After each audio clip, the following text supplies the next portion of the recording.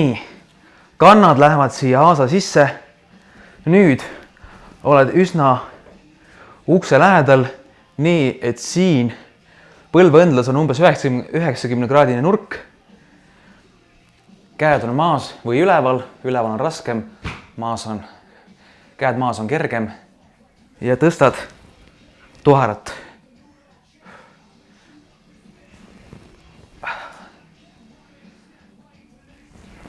Tõstad nabalakke.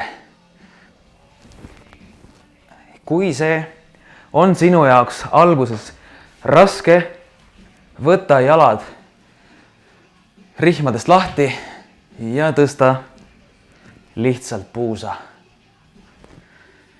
Ja tunneta tuharat.